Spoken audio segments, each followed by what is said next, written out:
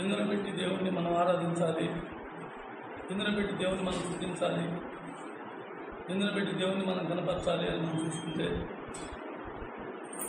గడిచిన వారమంతా కూడా మన ఎంతగానో కాసి కాపాడి తన రెక్కల చాటున భద్రపరుచుకొని తన జీవాహారంతో మనల్ని పోషిస్తూ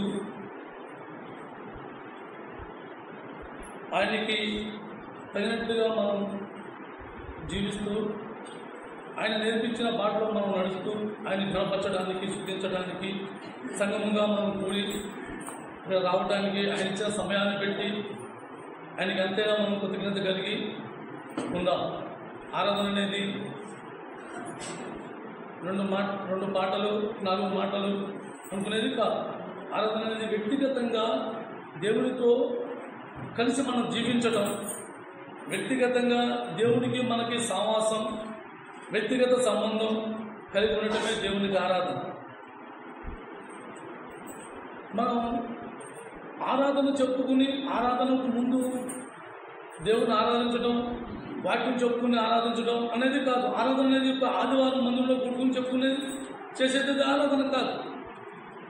ఆరాధన అనేది వ్యక్తిగతంగా వారం ఆదివారం మధ్యాహ్నం మొదలుకొని తిరిగి వచ్చే వారం ఆదివారం ఉదయం వరకు మన ఇచ్చిన జీవితాన్ని దేవునికి అర్పణగా తీసుకురావటమే దేవునికి ఆరాధన. అలాంటి అర్పణ మనం తీసుకురావాలి కానీ మందిరంలో కూర్చుని 2 మాటలు విని దానికి వేసుకుని ఆరాధించేది ఆరాధన కాదు. ఆరాధనకు వర్తమానానికి అసలు సంబంధమే లేదు. ఎందుకంటే ఆరాధన అనేది మనం ఎలాగైనా దేవుడిని ఆరాధించవచ్చు. ఎందుకంటే దేవుడికి మాటలో చెప్పాడు, నన్ను ఆరాధించేవాళ్ళు ఆత్మతో సత్యముతో ఆరాధించవాలను. అలాగే పౌలేమన్నాడు, సజీవ యాగముగా మీ శరీరాలని సమర్పించుకోవటమే దేవునికి ఆరాధన. కాబట్టి మనం ప్రత్యేకంగా వర్తమానం విని వర్తమానం చెప్పుకుని ఆరాధించడానికి ఏం కాదు. మన వ్యక్తిగత జీవితం దేవునికి కావాల్సింది వ్యక్తిగత జీవితం కావాలి కానీ మనం ఆ వర్తమానం విని ఆరాధించేది నోటితో పలికేది మనకు దేవుని ఆరాధన కాదు.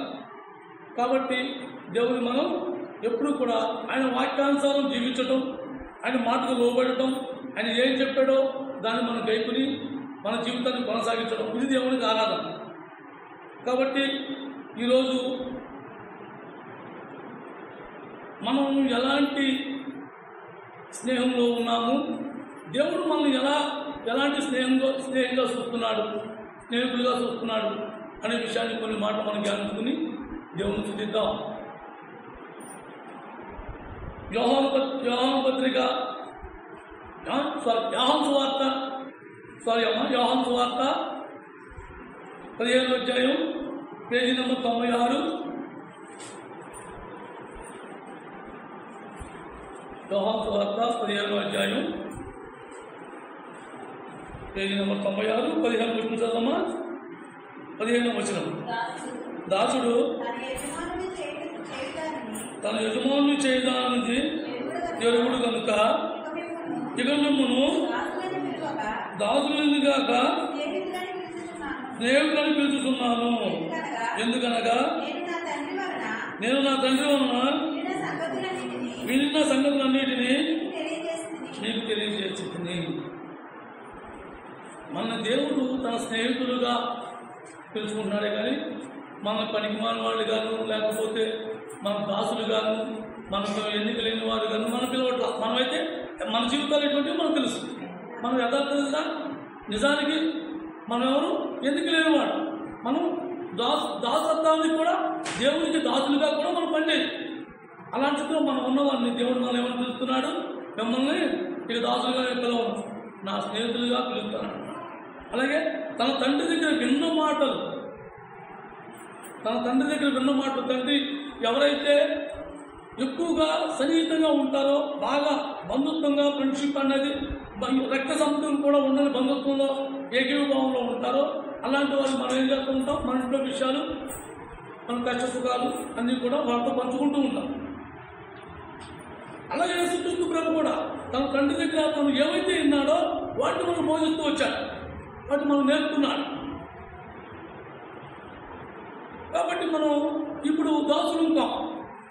మనం దాసులం కాదు, దేవుడికి స్నేహితులం. దేవుడి యేసుక్రీస్తు ప్రభుకి స్నేహితులమై ఉన్నాం. అలాగే 1 కొరింథీ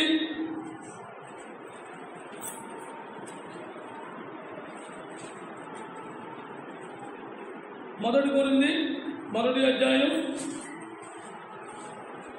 పేజీ నంబర్ 146.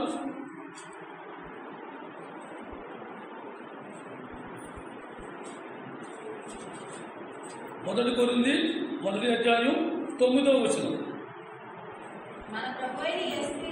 మన ప్రభువైన యేసుక్రీస్తు తన కుమారుని సావాసమునకు మిమ్మల్ని పిలిచిన దేవుడు నమ్మదగినవాడు. మన ఎవరి కోసం పిలుచుకున్నాడు? దేవుడు తన కుమారుడితో సావాసం ఉండడానికి పిలుచుకున్నాడు.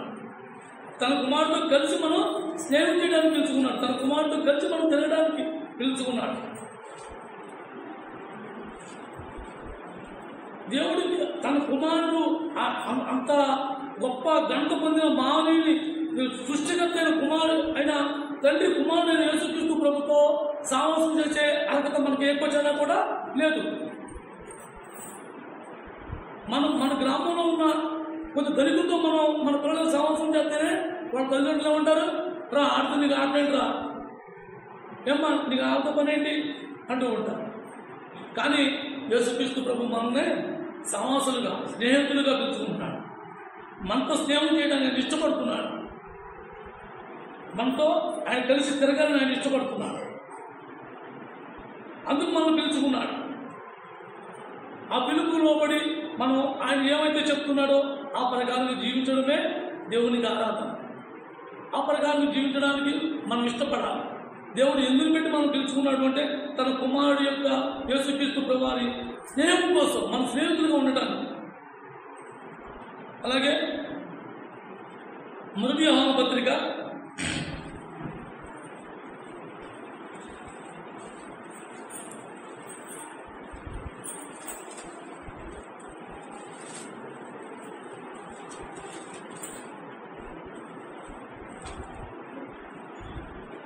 1 యోహాను పత్రిక 1 అధ్యాయం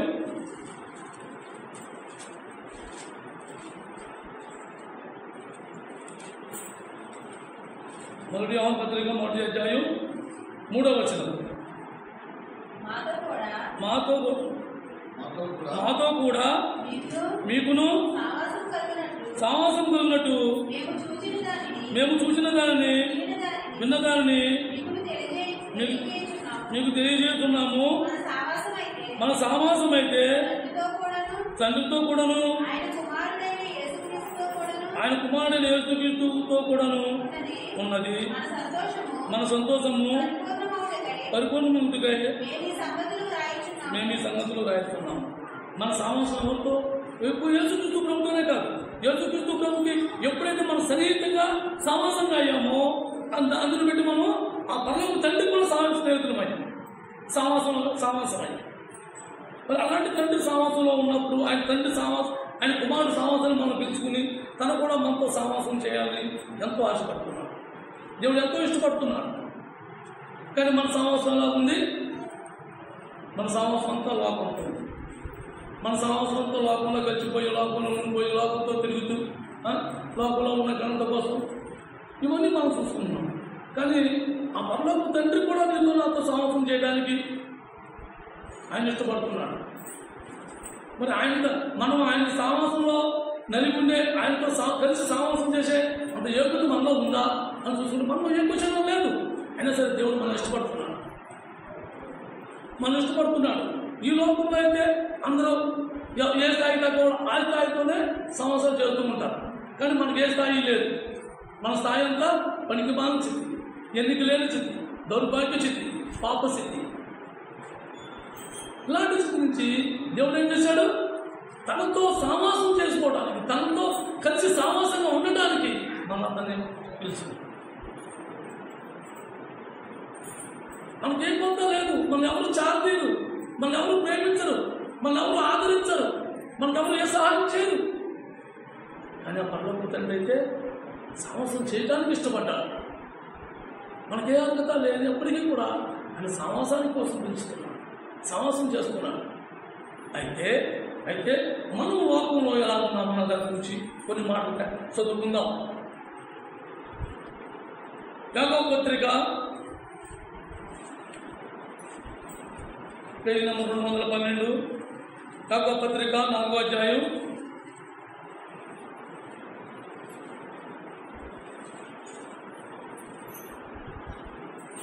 'నేను ఎక్కువసేపు చెప్పను, టైం సరిపోవట్లేదు, ఎక్కువసేపు చెప్పను. డిఫరెన్స్ మాత్రం కొంచెం 10వ పదకంలో ఉంటాయి, ఏమనుకోకండి.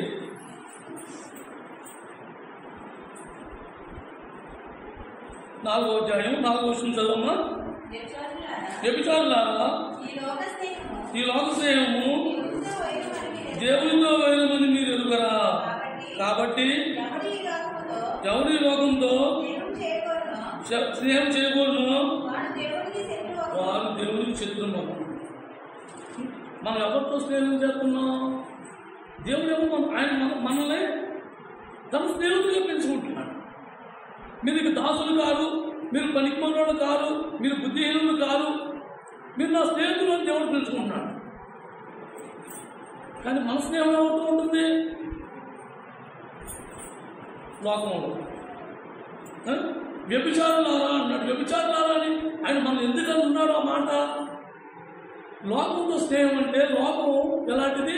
లోకంలో ప్రతిదీ కూడా ఆకర్షణీయంగా ఉంటుంది, ఆకర్షణీయంగా ఉన్నది. ఒక వ్యభిచారి తను ఆకర్షణీయంగా ఉంటుంది, ఎంతవారిని ఆకర్షించుకునే శక్తితో ఉంటాడు. అందుకే మనం వ్యభిచారంతో పోల్చాడు. మనం ఈ లోకంలో ఉన్న వాటి కోసం ఆకర్షపడుతున్నామే కానీ, ఈ లోకంలో ఉన్న గంట కోసం పోగొడుతున్నాం కానీ, ఈ లోకంలో ఉన్న స్నేహంతో ఆ స్నేహాలతో మనం ఎలాంటి పనినైనా చేయడానికి ఇష్టపడుతున్నాం కానీ, నా ప్రభు నన్ను స్నేహితుడిగా పిలిచాడు, నా జన్మ నాకేం కావాలి అనే ఆలోచన మనకు ఉండాలి. అలాంటి పనికి మాత్ర స్థితిలో మనం ఉన్నా దేవుడు మాత్రం మనం విడిచిపెడతాం. ప్రేమిస్తున్నాడు. ఆయన ప్రేమ అయితే ఎప్పుడూ పొందలేదు, తగ్గలేదు మన మీద నుంచి. ఏ కూర్చొన్నా కూడా కొంచెం కూడా మన మీద ఆయన ప్రేమ పోలా.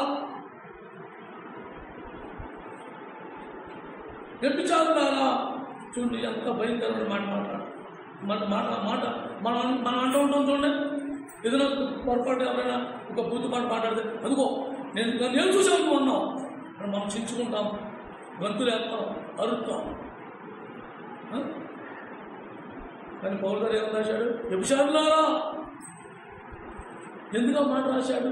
మనం ఈ లోకంలో వాటిని ఆకర్షించుకుంటున్నాం, ఈ లోకానికి మనం ఆకర్షితంగా అయిపోయాం, మనం పాపంలో ఉండిపోయాం, పాపంలో చిక్కుపోయాం. అలాగన్నప్పుడు మనం పాప స్నేహాల నుంచి, ఆ లోకపు స్నేహం నుంచి విడిపించుకుని దేవుడికి సన్నిహితంగా ఉంటామని దేవుడు ఆశపడుతున్నాడు. దేవుడికి సన్నిహితంగా ఉంటామని, దేవుడికి ఇష్టంగా ఉంటామని, దేవుడు మనల్ని ప్రేమించిన ఆ స్నేహానికి విలువగా మనం జీవిస్తామని దేవుడు ఆశపడుతున్నాడు.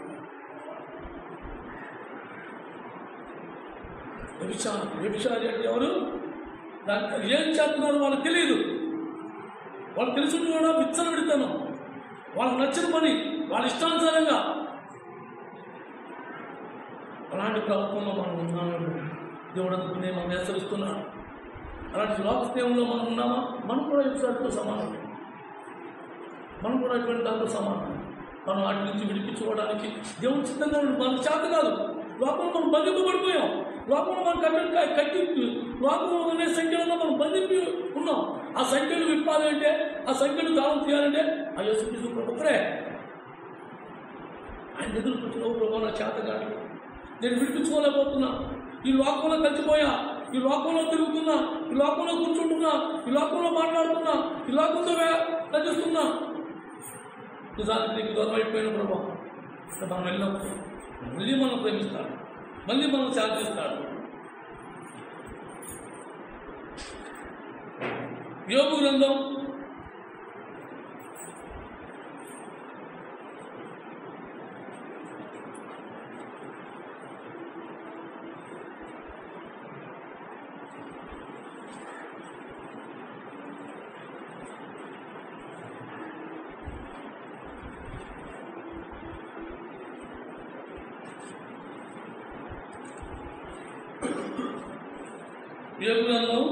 15వ అధ్యాయం పేజీ 431.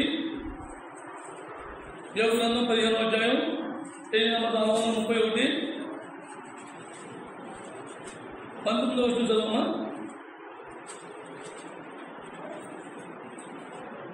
19వ వచనం. అన్యులతో సహవాసం చేయక తమ స్వాతంగా పొందిన దేశంలో నివసించిన జ్ఞానులు చెప్పిన బోధను నీకు తెలియజేద్దాము. మన జ్ఞానం లేదు, మన బుద్ధిహీనులు, మనకేమీ చేత కాదు. కానీ దేవుడు ఏమంటున్నాడు? ఆయన జ్ఞానంతో బోధించిన బోధన నేర్పుతానంటున్నాడు. దానికోసం మనం లోపడుతున్నామా? లోపల మాటలు మనకు కరువు వచ్చేస్తున్నాయి, తగ్గిపోతున్నాయి, మనకు సరిపోట్లా. లోకంలో స్నేహం మనకి ఎన్ని రోజులు రోజంతా కూర్చున్నా మనకు సరిపోట్లా. దేవుని మాట కోసం 1 గంట కూర్చోవడానికి మనకే చేత కాదు. దేవుని కోసం 1 గంట కూర్చోవడానికి మనకు చేత కాదు. దేవుని మనుషులతో సహవాసం చేయడం మనకు చేత కాదు. మన చేతనంతా మనకు తెలుసున్నదంతా ఏంటి? అన్యులతో స్నేహం. వాళ్ళు చేసే ప్రతి ఆటలో మనం పాల్పొందడం, వాళ్ళు సహకరించడం, వాళ్ళతో స్నేహంగా ఉండటం, వాళ్ళతో మనం కలిసి మధ్య తిరగడం. అది కైతవునికి తగదని దేవుడు హెచ్చరిస్తున్నాడు. అది కైతవునికి తగదని దేవుడు హెచ్చరిస్తున్నాడు. వ్యభిచారం లాంటి సహవాసం చేశాం. ఇప్పుడు అన్యులతో సహవాసం. అన్యులతో సహవాసం అంటే మన ఆత్మీయ జీవితాల్లో ఎక్కడొక్కడ గండిపడుతూ ఉంటారు. వాళ్ళ స్నేహం ఏంటంటే అదే ఆ బైబిల్ గ్రంథంలో రాసినట్టుగా జారపు స్త్రీ మాటలు ముందుగానే నునిపోయినవని ఆ మాటలు అంత నునుపుగా ఉంటాయి. కూర్చుని ఎంటుంటే మనకి టైం కూడా తెలియదు, భోజనాలు కూడా లేదు. అంత వినవింపుగా, అంత వినసొంపుగా లీలమైపోయి అదే మాటలు వింటూ వింటూ వింటూ వింటూ వింటూ సంవత్సరాలు గడిచిపోయినా అవన్నీ గుర్తుంటాయి. కానీ ఒకే 1 గంట దేవుడి సన్నిధిలో కూర్చుని 4 మాటలు విన్న మాటల్లో ఒక్క మాట కూడా తెల్లాలి మనకు గుర్తుండదు.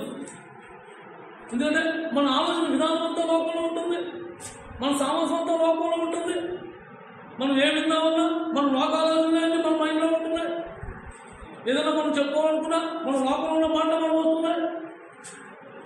అందుకనే లోకంతో అన్యులతో స్నేహం మనకి తగ్గదు.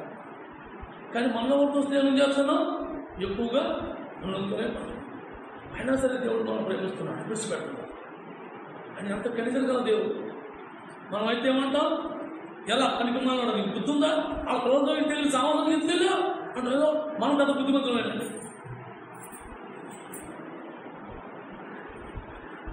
మనం ఎవరితో సమాసం చేసినా ఎప్పుడు ఓ ప్రభు నాకు తప్పిపోయాను అని అంతే శాంతించే దేవుడు మన దేవుడు. మనం ప్రేమించే దేవుడు మన దేవుడు, మనం ఆదరించే దేవుడు మన దేవుడు. నీకు నాకు మనతో ఏదైనా అవసరం ఉంటే మన చుట్టూ తిరిగి మనతో పనులు చేయించుకుంటారే తప్ప అన్యుల స్నేహం ఎటువంటిదంటే చాలా భయంకరమైంది, చాలా భయంకరమైంది. అన్యుల స్నేహం మనం పనిచేయదు, మనకు తగదు. దేవుడు ఏమంటున్నాడు? మీరు లోకానికి ప్రత్యేకంగా వేరే ఉన్నారంటున్నాడు. మనం లోకంలో కలిసిపోతున్నాం. దేవుడేమో మీరు లోకానికి వేరే ఉన్నారు అని దేవుడు చెప్తున్నాడు. కానీ మనం ఏం చేస్తున్నాం? లోకంలోనే కలిసిపోతున్నాం.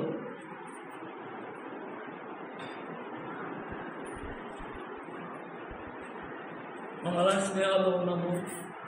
మనం ఎటువంటి స్నేహాన్ని మనం ఆచరిస్తున్నామో, ఎటువంటి సామాసంతో మనం ఉంటున్నామో ప్రతి ఒక్కరూ గుర్తు చేస్తున్నాం. అలాగే కీర్తనల గ్రంథం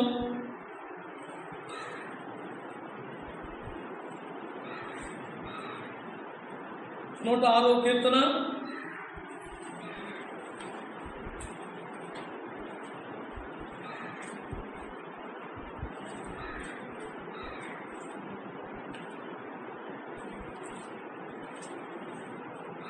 106వ కీర్తన 35వ వచనం, పేజీ నెంబర్ 509, పేజీ నెంబర్ 509. అన్యజనులతో సహవాసము చేసి వారి క్రియలు నేర్చుకున్నది. 36 కూడా చదవమ్మా. వారి విగ్రహములకు పూజ చేసిరి, అవి వారికి ఉరి అయ్యింది. అలాంటి స్నేహం, అన్యజనులతో స్నేహం అన్యులతో సామసం లాంటిది. మనల్ని కూడా మనం సత్యాన్ని తెలుసుకుని ఆ విగ్రహాల్లో మనం మునిగితేను మనమే, నేను కాదంటున్నా. మనమందరం నేను ఎన్నో పూజలు చేసి ఎన్నో భయంకరమైన జాతరలు చేయించి వాటి పెద్దలను చేసి పెద్దగా ఉండి అన్నీ చేసిన వాడిని నేను కాదంటున్నా. కానీ మనం సత్యాన్ని తెలుసుకున్న తర్వాత వాటి వైపు మనం చూడకూడదు, వాటి వైపు మనం కన్నెత్తి కూడా చూడకూడదు. ఎందుకంటే ఏదో ఒక్కొచ్చాను అపవాది పర్వాలేదులే కొంచెం చెప్పే కదా, మేము చేయగల వెళ్ళించో చాలు, ఇలాంటి ఆలోచన చూస్తూ ఉంటాం. ఆ విగ్రహాల కాడికి వెళ్ళిన తర్వాత ఎవడొకడే ఉంటాడు, పల్లెదారా కొబ్బరి కొట్టరా ఎవతనే కొబ్బరి కదంట. ఇలాంటి మాటలతో మన ఆత్మీయ జీవితానికి వాళ్ళు కాదు, వాళ్ళు ఏం చేయరు, వాళ్ళు అపవాది ప్రేమించి మనతో ఆ పాపం చేయరు, దేవునికి దూరం అయ్యే పాపం చేయరు. అప్పుడు అది ఏమవుతుంది, మనకి ఉరి అవుతుంది. ఉరి ఐశ్వర్యత ఏం చేశాడు, యేసుక్రీస్తు ప్రభువు కోసం అతనికి గంత రావట్లేదు, అతనికి ఎదరు సింహాసనం కావాలనుకుని పెత్తనం కావాలనుకుని ఆశించి వాళ్ళెవరితో నేను అందరితో చేయగలిపి వాళ్ళతో సంపాదన వాళ్ళు ఏమన్నారు, నీకెందుకు మేము చూసుకుంటాం, నువ్వు వేసుకుంటాడు చెప్పు సార్ మాకు ఒక మాట. సరే నేను బంధించలా, గద్దించలా, కొట్టలా, తిట్టలా, ఏమల్లా. అరే ఎంతగానో కొడుకు తిరుగుతావు నువ్వు, నీకు తెలియని మాటలు 4 మాటలు చెప్తావు, ఏ సెకండ్ చెప్పు చాలు, నువ్వేం చేయగలవు. ఎంత పాపాన్ని కట్టుకుని ఏం చేస్తున్నాడు, ఆ మాట పీక్కి ఉరితాడిగా చేసుకున్నాడు, పీక్కి ఉరితాడిగా చేసుకున్నాడు. అన్నిటితో సామాసం అంత భయంకరమైనది. మనకు బాగానే ఉంటుంది, మనకు చాలా సరదాగా ఉంటుంది, సంతోషంగా ఉంటుంది, కూర్చున్నాం చెప్పు ఆనందంగా ఉంటుంది. మనకు పేటలు వేస్తారు, కుర్చీలు వేస్తారు, చాలా వైభవంగా ఉంటుంది. చివరికి వచ్చాక ఏమవుతుంది, వెళ్తాడు. దాని నుంచి తప్పించడానికి దేవుడు పిలుస్తున్నాడు. మనం ఎక్కడున్నాయని అనవసరం, ఆయన మనం సృష్టించాడు, చెప్పాడు, విడిచిపెట్టేశాడు. మీకు ఎది కావాలో మీరే నిర్ణయించుకోండి అన్నాడు. అది మన ఇష్టం. ఆయనైతే మన బలవంతం చేయడు, మన వృత్తాలు ఎలా బలవంతం చేయడు. ఆయనతో పాటు ఆ తండ్రి దగ్గర మనం వెళ్దామన్నా ఆయన మన బలవంతం చేయడు, మనకు మార్గం చూపించాడు, నేర్పించాడు. ఆ ఇష్టం మనది, ఆయనైతే ఎవరు బలవంతం చేయడు. కానీ ఆయన పిల్లలు పోవటం, నశింపకపోవటం ఆయనకి ఇష్టం లేక కొన్ని సందర్భాల్లో కొన్ని మాటలతో మనల్ని హెచ్చరిస్తూ వస్తూ ఉంటాం. మన స్నేహం అలాంటి స్నేహాలతో ఉంటున్నాం మనం తెలుసుకోవాలి. మన స్నేహం లోకంతో మన స్నేహం కాదు, అన్యులతో స్నేహం మనకు కుదరదు. మన స్నేహం ఎవరిది, ప్రభుత్వం. మన స్నేహితుడు ఎవరు, యేసుక్రీస్తు ప్రభు. యేసుక్రీస్తు ప్రభుని బట్టి ఆ పరలోక తండ్రి కూడా మన స్నేహితులు అయి ఉన్నాం. అంతకన్నా గొప్ప సహవాసం మనకు కావాలా? అంతకన్నా గొప్ప సహవాసం ఏమైనా ఉంటుందా?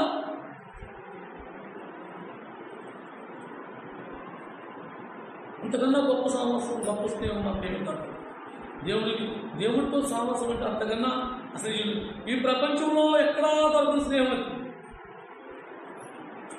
మనం నమ్మించి, మనం పొగిడి, మనం ముందు పెట్టి అనేక రకాలుగా మనం పడుకోలా చేసి అవన్నీ కూడా తాత్కాలికంగా మనం వాడుకోవడానికి, మనం ఉపయోగించుకోవడానికి, అపవాదేమో మన దేవుడి నుంచి మనం తొలగించడానికి అనే పన్నాగలే తప్ప దానివల్ల వచ్చేది ఏమీ లేదు.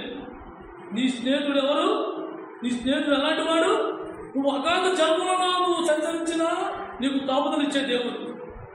మరణంలో నువ్వు సంచరించినా నీకు తోడుగా ఉండే దేవుడు.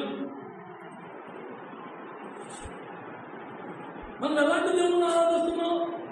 ఆ ఒక్కరోజు మనలో కూర్చుని ఇది నా ఆరాధన అన్నంత సులువు కాదు దేవుడిని ఆరాధించడం అంటే. మనం అందరితోనూ ఉండాలి, కానీ అందరిలో ఉండకూడదు.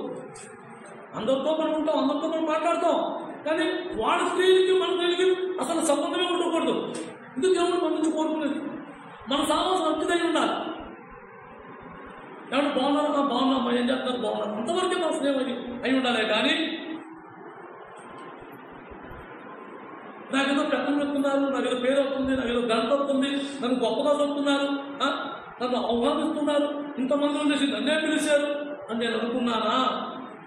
దేనికి పాత్రలు అవుతున్నాను? ఉరికి పాత్ర.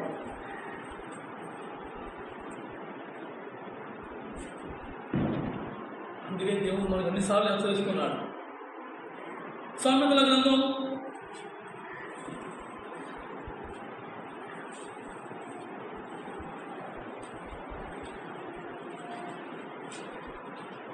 23వ అధ్యాయం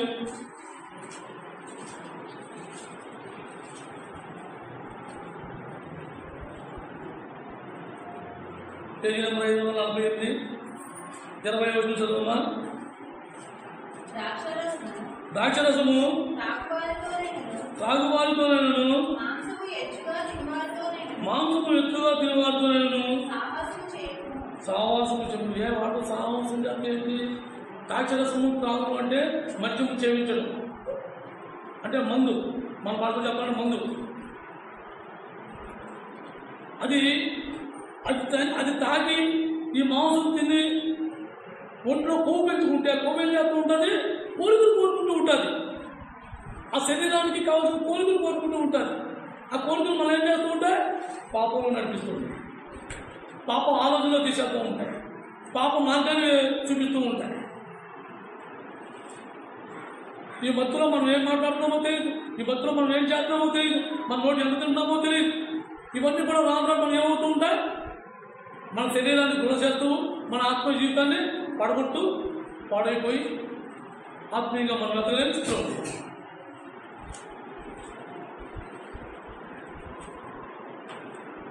అన్నులతో సామాసం చేసిన, వ్యభిచారులతో సామాసం చేసిన, తాగుబోతులతో సామాసం చేసిన మనం ఎలాంటి అర్థాలు వస్తున్నాయి అర్థమవుతుందా? మనం ఎంతవరకు మాట్లాడించారా? మాట్లాడాలి. ఏదైనా క్వశ్చన్ అడిగారా? సమాధానం చెప్పి మన దాన్ని మనం వచ్చానే తప్ప ఎక్కువ సమయం వాళ్ళతో మనం గడపటం, వాళ్ళతో మనం ఏకీభావం ఉండటం, వాళ్ళతో మనం సంభాషణ కొనసాగించడం, ఇటువంటివన్నీ కూడా మనకు ప్రమాదకరమైన జీవితం. ఈ తాగుడునే జీవితం. నా జీవితంలో నేను మా అమ్మ మనలో తాగుడు నేర్పలా, మా అమ్మ మనలో రౌడీజం నేర్పలా, మా అమ్మ మనలో పాపం చెప్పి నేర్పలా. వాళ్ళంతా ఈ మూడింటి విషయంలో వాళ్ళంతా వయస్సులు. కానీ నేను నేర్చుకున్న వ్యసనం వల్ల, ఆ తాగుడు అనే వ్యసనం వల్ల నేను ఎంత భయంకరమైపోయానంటే నా గత జీవితం తెలిసిన వాళ్ళు తప్ప మీకు నోటితో చెప్తే మీకు అర్థమే కావాలి. అంత మూర్ఖ ప్రపంచంలో జీవించాను. అంత అజ్ఞాన స్థితిలో మూర్ఖంగా మనుషుల పశువుల తెలియని స్థితిలో ప్రవర్తించిన జీవితం నా జీవితం. అటువంటి జీవితంలో ఉన్నప్పుడు దేవుడు అనిపించాడు. అదే మూర్ఖుడా, ఎంతకాలం ఈ బురదలో పడి దొరుకుతావు రాలా బయటికి? ఎంతకాలం ఏడుతావు ఆ బురదలో పడి రాలా బయట? వాళ్ళు ఎవరైనా సరే మన స్నేహం ఎక్కువగా లోకంతో స్నేహం అంటే ఇలాంటి అర్థాలు వస్తూ ఉంటాయి. మన జీవితాలు మనం పాటు చేసుకుంటున్నాం. మన ఆత్మీయ జీవితంలో ఎదగవలసిన వారు అన్నిటితో కలిసి మన ఆత్మీయ జీవితంలో ఎక్కడే సిద్ధంగా అక్కడే ఎన్ని సంవత్సరాలు గడిచిపోయినా, ఎన్ని సంవత్సరాలు గడిచిపోయినా, ఎంతమంది బాధ పొందించినా, ఎన్ని వారాల మందిలో కూర్చున్నా, నువ్వు ఎన్ని మాట్లాడినా దానిలో వరకేదేమీ లేదు. ఎందుకు తేడా వస్తుంది? ఎందుకు నువ్వు నిలబడలేకపోతున్నావు? ఎందుకు నువ్వు దేవుడిని అనుసరించలేకపోతున్నావు అని మనం చూసుకుంటే దేవుడితో సావాసం లేదు. ఫస్ట్ మన సావాసం ఎవరితో ఉంది? అన్నులతో ఉంది. మన సావాసం అంతా లోకంలో ఉంది. మన సావాసంలో మనం వ్యభిచారంలో ప్రవర్తిస్తున్నాం. మన దేవుడితో సావాసంలో ఉంటుంది. అయినా సరే దేవుడు ప్రేమిస్తున్నాడు. దేవుడు మనకి చెప్పిస్తున్నా, మనం ద్వేషించాలా, మనం విడిచిపెట్టి చూస్తున్నాడు. ఆయన ఎప్పుడు మనం పిలుస్తామా ఆయన మనతో వద్దామని, మనం లేవనెత్తుదామని, మనం కడుగుదామని, మనం నేర్పిద్దామని ఆయన సిద్ధంగా ఉన్నాడు.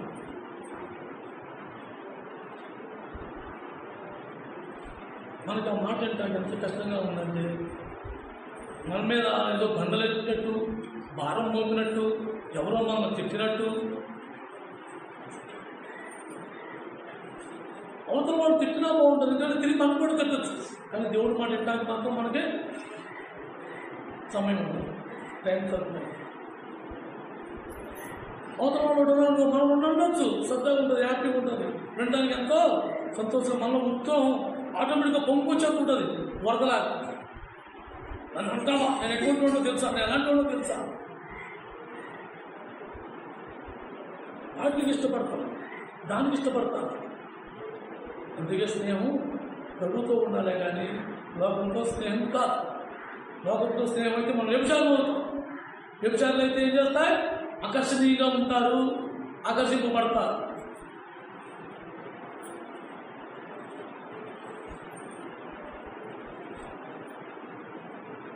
అలాగే యోబు గ్రంథం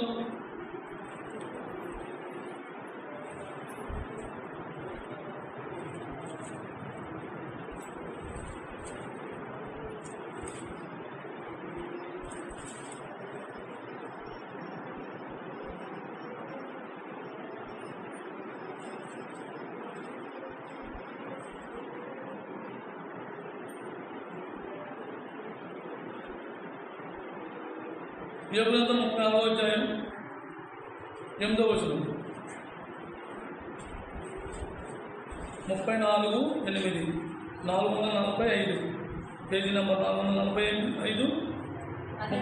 అతడు చెడుతనము చేయవారికి చెలిగాడాయను, భక్తిహీనులకు సావాస్యం. ఎవరు? దేవుడు. మన భక్తిహీనులు, మన దగ్గర ఏమీ లేదు. మన దేవుడికి వ్యతిరేకంగా జీవించాం, మన బుద్ధిహీనంగా బతికాం, దేవుడి మాటను నిర్లక్ష్యంగా ఉన్నాం. అయినా సరే దేవుడు ఏం చేస్తున్నాడు? ఆ భక్తిహీనత నుంచి మనం విడిపిస్తున్నాడు. ఆ భక్తిహీనత నుంచి మనల్ని విడిపిస్తున్నాడు. మన సామాసంగా ఉన్నాడు. ఆ భక్తిహీనతలో మనం ఉండి, లోకంలో ఉండి, ఆ వ్యభిచారంలో ఉండి, ఆ తాగుల్లో ఉండి దేవుడికి మనం వ్యతిరేకం అయిపోయాం. దేవుడు ఏం చేస్తున్నాడు? మనం వాటి నుంచి విడిపించడానికి ఆయన వచ్చాడు. ఆయన మనం విడిపిస్తున్నాడు. ఆయన మాట మనం లోపడితే మనం శుభ్రంగా కడిగి మళ్ళీ యథారీతిగా ఆయన మందిరంలో కూర్చోబెట్టాడు. ఆయన సావాసంలో, ఆయన పరిశుద్ధుల సావాసంలో నిన్ను కూర్చోబెడుతున్నాడు. మనం ఏం చేస్తున్నాడు? ఆయన పరిశుద్ధుల సావాసంలో పెడుతున్నాడు.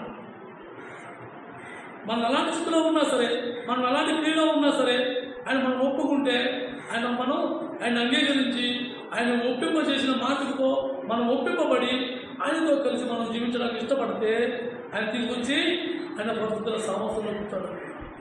అలాంటి దేవుని మనం ఆరాధిద్దాం. అలాంటి దేవుడు ఇన్ని దేవుళ్ళు ఉన్నారు, ఇన్ని లోకంలో వీళ్ళందరూ దేవుళ్ళని మొక్కుతున్నారు కదా, వీళ్ళకి మొక్కుబడి మొక్కాలి, తిరిగి వాళ్ళకి ఆ మొక్కును చెల్లించాలి. లేకపోతే వాళ్ళకి భయం. మన బంధానికి వచ్చినా రాకపోయినా మనకు భయం లేదు. దేవుడు మనకు విన్నా ఎదుగుపోయినా మనకు భయం లేదు. ఎందుకంటే మన దేవుడు శపించే దేవుడు కాదు. మన దేవుడు శపించే దేవుడు కాదు. మన దేవుడు ప్రేమించే దేవుడు. నువ్వు ఇష్టపడ్డావా? నిన్ను ఎప్పుడూ ప్రేమిస్తున్నాడు. నువ్వు ఇష్టపడితే గది చేర్చుకుంటాడు, లేకపోతే నిన్ను ఇష్టపడతాడు. అంతే తప్ప ఆయన మనతో మించి మనల్ని ఏమి చెప్పించడం కానీ, మనల్ని లేకపోతే నీ కాళ్ళు చెప్పి తీసేస్తానని కానీ ఇవి ఏమి దేవుడు మన దేవుడు చేయడు. అందుకున్న భయం కూడా మనం లేకుండా అందరితో సామాసం చేస్తున్నాం. వాళ్ళు చెప్పినట్టు మనం నడుచుకుంటున్నాం. కానీ మన దేవుడితో మనం ఎలా ఉండాలనేది మాత్రం మనకు గ్రహింపు. వాళ్ళ స్నేహంతో పాటు, మన స్నేహం చేసే స్నేహంతో పాటు వాళ్ళతో ఏకీభావంలో ఉన్నామే కానీ మన దేవుడితో మనం వాళ్ళని ఏకీభావం చేయలేకపోతున్నాం. ఎందుకంటే మన సామర్థ్యాల కన్నా, మన మాట కన్నా వాళ్ళ మాట మనం ఎక్కువ వినటం వల్ల మన మాట వినే అవకాశం వాళ్ళకి మనం గుర్తులు. మనకన్నా వాళ్ళకన్నా ముందు మనమే సాగిన పడుతున్నాం. కానీ అలా కాదు. అమ్మ ఒక్కసారి నా మాటను, ఒకసారి నువ్వు నాతో రావే, నువ్వు ఇప్పుడు వరకు నీతోనే ఉన్నాను కదా, ఒకసారి నువ్వు నాతో రా. మా దేవుడు అంటే ఏంటో నీకు, మా దేవుడు ఎలా మాట్లాడతాడో నీకు అర్థమయ్యాక నేను చూపిస్తాను. మనం చెప్పగలిగే స్థితిలో మనం ఉన్నామా? లేదు. ఎందుకు? మనకన్నా ముందు వాళ్ళే మనతో అది అలా అయిపోయింది, ఇది ఎలా అయిపోయింది, ఇది ఎలా అయిపోయాడు, అది అలా అయిపోయాడు. అక్కడి నుంచి నేను తెల్లగట్టు 3ంటికి లేచాను, వ్యాపారం చేశాను, ఆరాధన చేశాను. ఈ సంపాదన అంతా సరిపోయేటప్పటికి టైం మధ్యాహ్నం 2 అయిపోతుంది. మళ్ళీ అక్కడి నుంచి పొద్దున్న ఉన్న తర్వాత మళ్ళీ కూడా వదులుతారు. అక్కడి నుంచి రైతులు ఎంత అయిపోతుంది, క్లోజ్ అయిపోతుంది. ఇంకా మనం దేవుడి మాట గురించి అలా చెప్పే అవకాశం మనం ఎక్కడ చెప్తున్నారు, మనం ఎక్కడ చెప్తున్నాం? దేవుడితో సావాసం కోసం మనం పెంచుకుంటున్నాడు. కానీ మనం వ్యర్థంగా పాడైపోతే దేవుడు విడిచిపెట్టేసి ఊరుకోడు. ఆయన మనం ప్రేమిస్తున్నాడు. ఆయన మన కోసం ప్రాణం పెట్టాడు, మనం సేవ తీశాడు. మన కోసం ప్రాణం పెట్టి మనం సేవ తీశాడు. సామెతల గ్రంథం 17వ అధ్యాయం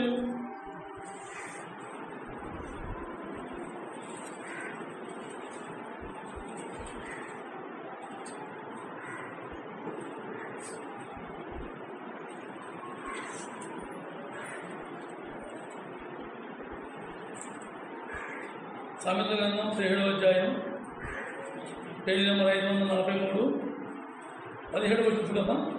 17వ వచనం 17వ అధ్యాయం 17వ వచనం. నిజమైన స్నేహితుడు విడువక ప్రేమించును, దురాలోచన అటు దుర్దోషులో అట్టివాడు సహోదరుడుగా ఉంటాడు. మనం ఎవరితో స్నేహం చేస్తున్నాం?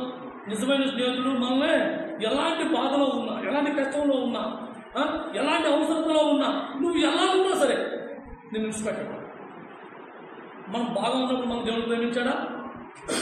మన పరలోకంటే మనం బాగున్నప్పుడు, మనం అన్ని సక్రంగా ఉన్నప్పుడు, మనం ఏ పుట్టు కుచంత్రం లేనప్పుడు, అన్ని మంచిదాన్ని ఉన్నప్పుడు దేవుడు మనం ప్రేమించాడా? లేదా మన పాపంలో కొంపబడుతూ ఉన్నప్పుడే దేవుడు మనం ప్రేమించాడు. మనం అందరూ అసహించుకున్నప్పుడే దేవుడు మనం ప్రేమించాడు. అందరూ ద్వేషించినప్పుడే దేవుడు మనం ప్రేమించాడు. ఇది నిజమైన స్నేహం. ఈ లోక స్నేహం ఏంటంటే మన అవసరం వాడు ఉంటేనే మనతో స్నేహం. కానీ దేవుడు అలా కాదు. మనం దేవుడిని ఎదురుగా మనకిచ్చే దేవుడు మనకు ఉన్నాడు, కానీ ఆయన్ని మన దగ్గర నుంచి ఆయన కోరుకునే దేవుడు మన దేవుడు కాదు. నువ్వు ఉంటే చాలు, నువ్వు నాతో ఉంటే చాలు. ఆయన కోరుకునేది ఎలా? నువ్వు నాతో ఉంటే చాలు. నేను నీతో సాహసం చేయాలనుకుంటున్నాను, నువ్వు నాతో ఉంటే చాలు. నిజమైన స్నేహం ఎలా ఉంటుందంటే నువ్వు నాతో ఉంటే చాలు, నేను చూసుకుంటా. నీకు ఎన్నో ఇబ్బందిగా ఉందా, నేను దాన్ని సరిచేస్తా. నీకు ఎన్నో బాధగా ఉందా, నీతో పాటు నేను బాధపడతాను. అలాంటి స్నేహితులు ఉంటారా ఈ లోకంలో? బయట నిజంగా మాట్లాడేటప్పుడు, నిజంగా సమయం వచ్చినప్పుడు ఎవరైనా మనతో ఉంటారా? ఎవరు కన్నవాళ్లే ఉంటారు, కన్నవాళ్లే ఉండరు. మనతో ఒక ప్రమాదం సంభవించి వరదలో కొట్టుకుపోతున్నాం, ఆ వరదలో దూకుతారా తల్లిదండ్రులు ఉంటే? వీళ్ళు ఏ గట్టున ఉండి కేక వేస్తారు. ఎందుకు? ఏ ప్రాణాలను కాపాడుకోవాలి, ఇలా పెద్ద ప్రాణాలను కూడా వచ్చి కాపాడాలి.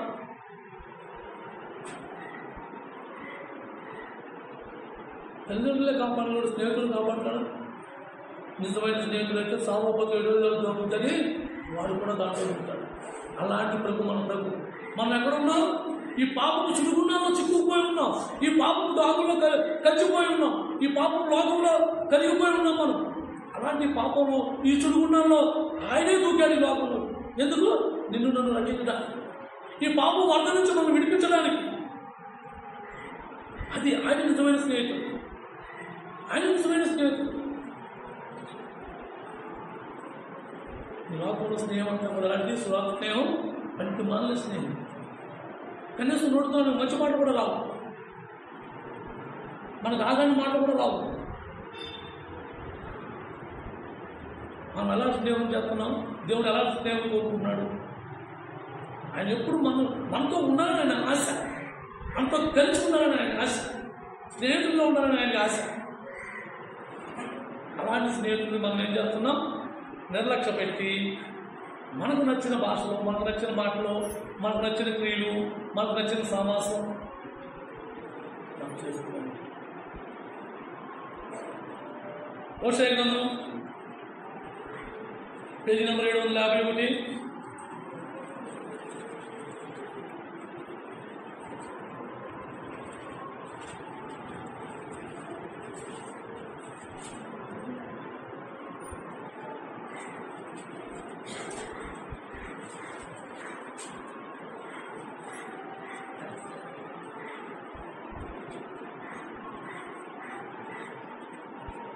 హోషేయ గ్రంథం 13వ అధ్యాయం పేజీ నెంబర్ 751. 13వ అధ్యాయం 5వ వచనం చూడమ్మా. మహాయండకు కాలిన అరణ్యంలో నిన్ను స్నేహించువాడను నేనే. మహా ఎండ అంటే మనం తట్టుకోలేనంత ఎండ అరణ్యంలో మనం దొరుకుతుందా? ఏమీ కాదు. అలాంటి స్థితిలో మనం ఉంటే మనకు ఆదరించేవాడు ఆయనే. ఎండలో కాలిపోతున్నాం అంటే అలాంటి బొబ్బొక్కుని మనం వచ్చే ఎండలో ఎందుకంటే కొంచెం కుడియాడంగా అటువంటి ఎండ నేను అనుభవించాను. మేము కువైట్లో ఉన్నప్పుడు అక్కడ మొత్తం అదంతా చెక్కతో నిండిపోయింది. దొడ్డంతా పెద్ద జాగులు పెద్ద దొడ్డు అనమాట. అదంతా చెక్కతో నిండిపోయింటే మిషన్ చెడిపోయింది. చిచ్చు కట్టకుండా ఆన్లో ఉండి వచ్చేసాం. ఆటోమేటిక్గా ఎత్తుకుంది. ఆటోమేటిక్గా స్టార్ట్ ఏం చేసింది, మేము మంచి నిద్రలో ఉన్నాం. రాత్రి 1 గంట 12:30 1 గంట టైంలో చేర్చేసుకుని పడి ఉంటాం కదా. నిద్రలో ఉన్నప్పుడు భయంకరమైన మంట వచ్చి చుట్టూ తగలిపోయింది. ఒకే ఒక బెజ్జు ఉంది. ఈ కిటికీ అంత ఉంటుంది బెజ్జు. ఆ డబ్బా వేసికి ఈ కిటికీ అంత ఉంటుంది బెజ్జు. దాన్ని గట్టిగా బద్దలు కొట్టుకొని అదంటారా అంటే మొత్తం జనంలో తొక్కుని వెళ్ళిపోయారు నా మీద నుంచి. ఆ బద్దలు కొట్టుకుని వచ్చి ఎవరికైనా ప్రాంతమే కదా, ఎవరి ప్రాణాలు కాపాడుకుంటాకి ఆ రకంగా మేము బయటపడి రక్షించుకున్నాం. కానీ 15 రోజులు మాకు రాత్రులు పగలు ఒకలాగానే ఉంది. రాత్రులు పగలు కూడా ఎన్నో ఏప్రిల్ 20 తారీఖు జరిగిన ప్రమాదం మంచి ఎండలో రేతులు పగల ఉండాలి. ఆ చొక్కా తీసేసి ఆ చెక్క కాలిపోయి మిగిలిన చెక్కలో ఆ చెక్కల మీద పడుకుంటా ఇసుకలో ఎలా కింద నుంచి ఇసుక రావాలి, పైనుంచి ఈ వాతావరణం ఆపేది. రాత్రులు పగల ఒకలాగానే ఉండేది. అలాంటి ఎడారిలో జీవితాల్లో మనం ఉన్నప్పుడు దేవుడు మనకు అండగా ఉన్నాడు, మన తోడుగా ఉన్నాడు. మా ప్రాణాలు పోయే స్థితి. అరణ్యం అంటే ఏంటి? అరణ్యంలో మనకు కావాల్సిన ఏళ్ళు దొరకదు. అలాగే మన జీవితం అంతా అరణ్యమయంగా ఉన్నప్పుడు ఈ లోకం అంతా కూడా మనకు మంటాకాలమైన జీవితంలో రుచి చూపించినప్పుడు మనకెవరు సహాయం చేయరు, మనకెవరు తోడు రాదు, మనకెవరు అసలుగా ఉండరు. కానీ మన నిజమైన స్నేహితులు తీసుకుంటారు. ఆయన ఏమంటున్నాడు? నీకు తోడుగా ఉంటుంటేనే. మనం ఎటువంటి తోడును కోరుకుంటున్నాం, మనం ఎటువంటి సలహా కోరుకుంటున్నాం, ఎటువంటి సమాసం కోరుకుంటున్నాం.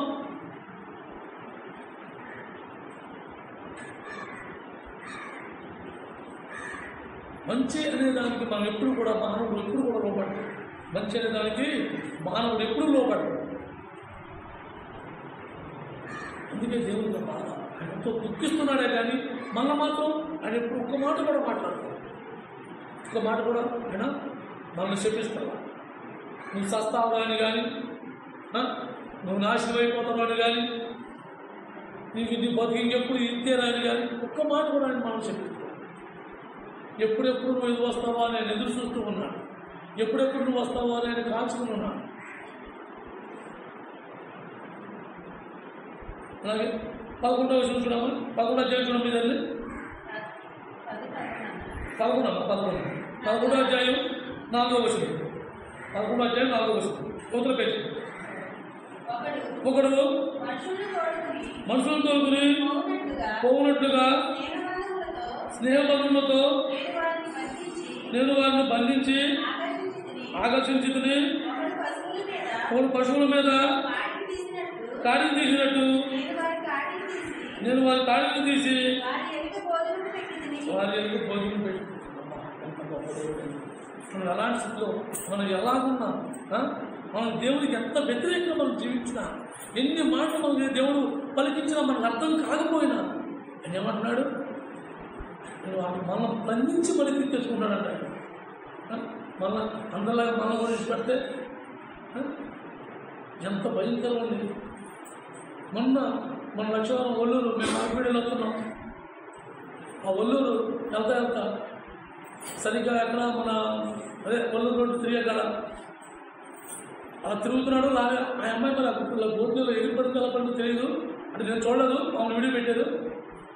ఇలా ఎగిరిపడేటప్పటికి ఆ అమ్మాయి పడిపోతుంటే వచ్చే లారీ స్పాట్లో ఆ అమ్మాయి మీద లారీ ఎక్కడో చూసినట్టు బొమ్మలు అయ్యింది.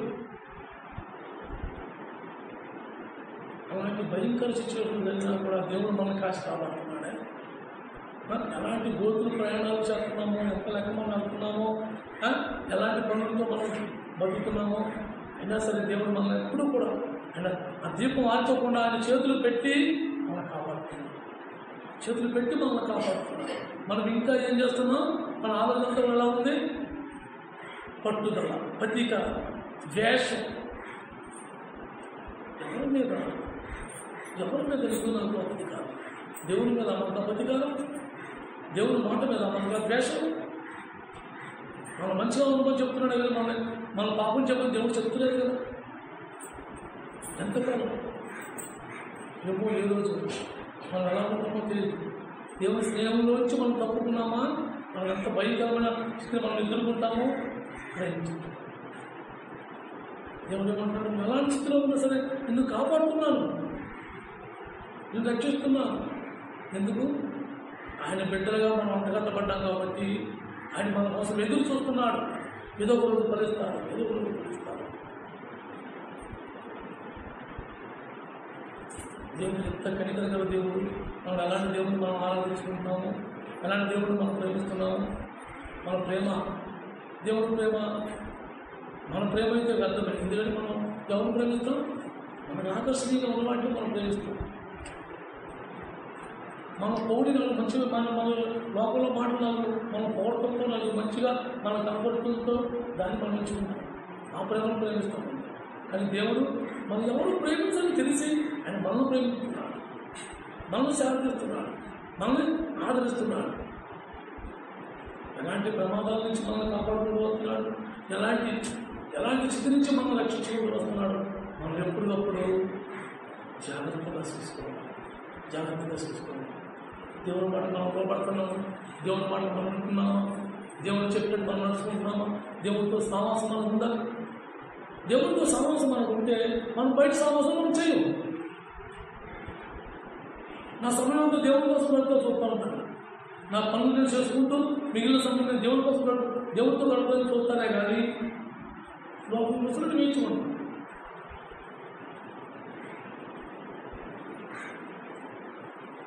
సామెతలు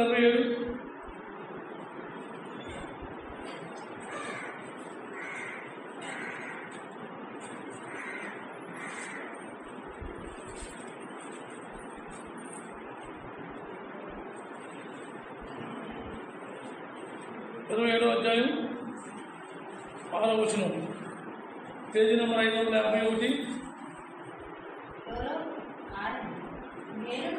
ఆ మేలు కోరి స్నేహితుడు గాయములు చేయును, పగవాడు లెక్కలేని ముద్దులు పెట్టు. నీ స్నేహితుడు నీకు నిజంగా స్నేహితుడు అయితే ఏం చేస్తాడో తెలుసా? మాటలతో నేను గాయపరుస్తాడు. ఎందుకు? నువ్వు బాధపడతావు, నువ్వు ఏడుకోండి, అది ఇష్టమా?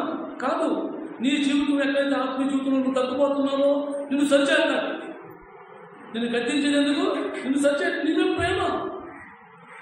నువ్వు బాధపడతావు, నువ్వు నశించిపోతావు, నాకు ఇష్టం లేదు, నువ్వంటే నాకు ఇష్టం, నిన్ను ఇష్టపెట్టుకోలేదు. అది నిజమైన స్నేహితులు బాధించే బాధ. నీకు బాధ అనిపించవచ్చు. నేను ముందులో కొన్ని 2 సంవత్సరాల క్రితం నేను కూడా అనుకునేవాడిని. నన్నే ఎందుకు అంటున్నారు, నన్నే ఎందుకు ఖండిస్తున్నారు, నన్నే ఎందుకు చెప్తున్నారు, నన్నే తర్వాత నాకు ఇంత మంచి జీవితం ఉందా, నన్ను ఇంత మంచిగా తీర్చిదిద్దడానికా నీ ఖండితులని నా కోసం. ఇది నిజమైన స్నేహితులు చేసే పని. మనకు ఎలా ఉంటుంది? గాయం పెట్టినట్టు ఉంటుంది, గాయం రేపినట్టు ఉంటుంది. అడిగ మన స్నేహం ఎలా ఉంటుంది తెలుసా?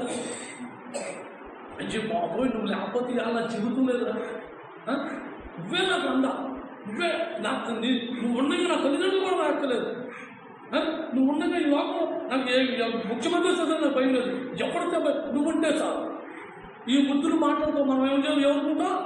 నన్ను కాబట్టి నా స్నేహితుడు పోగొట్టున్నాడు, నన్ను కాబట్టి నా స్నేహితులు పోగొట్టుకుంటాడు, నన్ను కాబట్టి నా స్నేహితుల దగ్గర చేస్తున్నాను. నేను నా స్నేహితులను ఎన్నో మేలు చేస్తాను, నా స్నేహితులు నాకు ఎన్నో మేలు చేస్తాను. కానీ నిజమేంటి? మనం పాడైపోయే దారి అందుకనే యేసుక్రీస్తు ఆ మార్గం నా మాట చెప్పాడు. నా మార్గం సంకుచితమైంది, అది ఇరుకు మార్గం అని చెప్పాడు. నీకు ముద్దులు పొగట్టులు కావాలంటే విశాలంగా బోల్డ్ ప్లేస్ ఉంది. నిన్ను గాయపరిచే మాటలు, నిన్ను బాధపరిచే మాటలు ఎందుకు?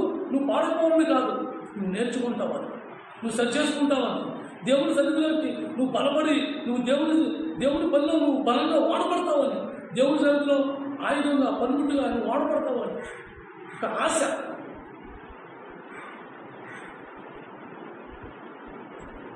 దాన్ని మనం బాధగా తీసుకుని, దాన్ని మనం కోపంగా తీసుకుని ఆ పెద్దవాళ్ళ మీద మనం భేదంగా ఉంటుంది. మనం ఎప్పుడు నేర్చుకుంటాం, ఎంతకాలం అలాగే జీవిద్దాం, ఎంతకాలం మన జీవితాలు గడుపుకుందాం. ఇలా ఎన్నో అనర్థాలు పోయిన నెల 21వ తారీఖు కాంచి మొదలయ్యాయి ఈ అనర్థాలు. దేవుడు ఇంతవరకు అనేక ఇలాంటి ప్రమాదాలు మనం ఎప్పుడు చదువుకోవడం. ఈ పోయిన సంవత్సరంలో 10వ నెల 20వ తారీఖు నుంచి మొదలయ్యాయి భయంకరమైన ప్రమాదాలు, భయంకరమైన యాక్సిడెంట్లు, భయంకరమైన మంటలు. మనం సజీవులుగా ఉన్నాం, మనం ప్రాణాలతో ఉన్నాం. మనం ఎటువంటి స్నేహంలో ఉన్నాము, దేవుడు మనం ఎటువంటి స్నేహితుడిగా మనల్ని ప్రేమిస్తున్నాడు. దేవుడు మనం బాధ అనిపించవచ్చు, మనం గర్జించినట్టు ఉండవచ్చు, కానీ దాన్ని పట్టుకుని నువ్వు దాన్ని అనుసరించడం నేర్చుకున్నావా, నీ జీవితాన్ని నువ్వు కట్టుకున్నావు. అందుకనే ఆ మాట వాయించాడు, గుణవంతురాలైన స్త్రీ తన ఇల్లు కట్టుకున్నాడు.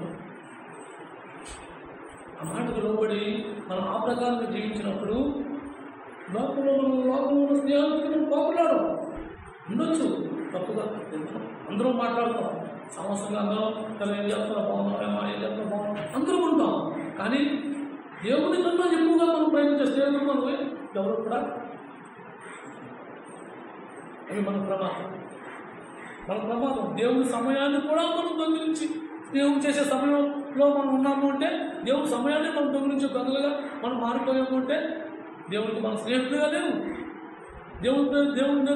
దేవుడు కోరికే స్నేహం మనలో లేదు. దేవుడిగా మన స్నేహితులుగాను తన సహోదరులుగా ప్రేమిస్తున్నాడు. మిమ్మల్ని నేను స్నేహితులుగా పిలుస్తాను అంటున్నాడు. అలాంటి స్నేహితుడు ఏం చేశాడు? యోహాను సువార్త ఇదొక్కడి చదువుకుని దేవుని స్తుతిద్దాం. యోహాను సువార్త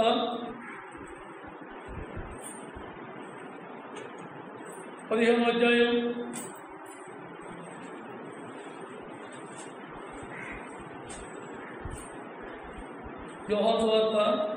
పేజీ నెంబర్ 96, 15వ అధ్యాయం 13వ వచనం చదవమ్మా.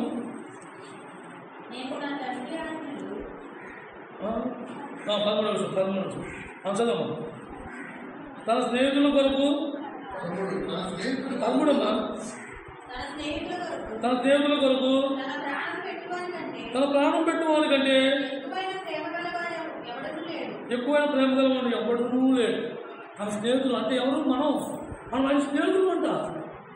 నిజంగా మనం ఆయన స్నేహితులమా? నిజంగా ఆయన స్నేహితులు అయితే మనం ఇలా ఈ చెప్పడం ఆ చెప్పడం ఇదంట మనం ఎందుకు తిరుగులాడతాం? ఆయన ఏమంటాడు? మీకోసం ప్రాణం పెట్టింది నా స్నేహితులు, మీరు నన్ను విడిచిపెట్టారు, నేను విడిచిపెట్టలా. మన ప్రతి ప్రాణాపాయంలోనూ తన ప్రాణం పెట్టిన ఆ క్రైమ్ చూపిస్తున్నాడు. ఇదిగో తండ్రి మనం విడిచిపెట్టు, అది వాళ్ళ కోసం నేను క్రైమ్ చెల్లించాను అని క్రైమ్ చూపిస్తున్నాడు. అందరిని పెట్టి దేవుడిని ఆరాధించాలి, అందరిని పెట్టి దేవుడిని కనపరచాలి. మన కోసం ప్రాణం పెట్టేవాడు ఎవరు ఉంటాడా? నోటితో మాటలతో మనం అంటాం, నీకెంతగా నేను ఉన్నా నీకోసం నా ప్రాణం, నిజంగా నువ్వు ప్రాణం ఇస్తావా? ప్రాణం కాదు కదా, చిన్న గోరు కూడా కోసేవాడు. మనిషి అన్నవాడు ఎవడు కూడా పక్క మనిషి చిన్న గోరు కూడా కోసేవాడు. కానీ మన కోసం అని ఎలాంటి శిక్ష అనుభవించాడో, ఎలాంటి శిక్ష? భయంకరమైన శిక్ష. ఆ శిక్ష ఎలాగా? ఆయన ఇష్టపూర్వకంగా తెలియక ఆ శిక్ష మెదడిపోయింది కాదు, తెలియకుండా వచ్చి పసుపు చేసింది కాదు, తెలియకుండా వచ్చి అక్కడికి నరికేసింది కాదు. ఆయనకు తెలుసు ఆ బాలమైన సిలువు మొయ్యాలని, ఆ మోసుకున్న సిలువుకి ఆయన మేకులు దిగ్గొడతారని, ఆ బండితో కొడుతారని కూడా తెలుసు. తెలిసింటి కూడా మనల్ని రక్షించడానికి, మన స్నేహితులుగా చేసుకోవడానికి తన ప్రాణం పెట్టాడు. అది నిజమైన స్నేహం. ఆయన నిజమైన స్నేహితుడు మనం. ఆయన మనకు కావాల్సిన స్నేహితుడు. ఆయన కోసం ఒక గంట మనం టైం ఇవ్వగలుగుతున్నామా? ఒక గంట. ఓ ప్రభా, రోజంతా నా ఇష్టానుసారంగా వ్యర్థంగా గడిపేశా, ఈ సమయం నువ్వు ఇచ్చావు ఆయన, నీ మాట వినడానికి నేను ఆశపడుతున్నాను. నువ్వు నాతో మాట్లాడు దేవా, నువ్వు నాతో మాట్లాడు. నువ్వేం చెప్పదలుచున్నావో ప్రభావ నేను ఇంకా సిద్ధంగా ఉన్నాను. అలాంటి మాట మాతో దేవుడు మనం ఎంతగానో ఎంతగానో ఆయన కనపరుచుకుంటున్నాడు, ఎంతగానో ఆయన ప్రేమిస్తున్నాడు. మన తల్లిదండ్రులు మనం ప్రేమించకపోవచ్చు, మన తల్లిదండ్రులు మనం విడిచిపెట్టినా ఆయన మనం చేరదీసే దేవుడు. మనం తోచుకుచ్చట్లా నువ్వు ఎలా ఉన్నా, ఎక్కడి నుంచి వచ్చినా, నువ్వు ఎలా వచ్చినా, నిన్ను ఆయన తోచుకుచ్చట్లా. ఆయన ప్రేమిస్తున్నాడు, స్నేహితుగా చేసుకున్నాడు. నిన్ను పెట్టి దేవుని మనం ఆరాధించాలి. ఉన్న సమానంగా తీసుకుంటాం.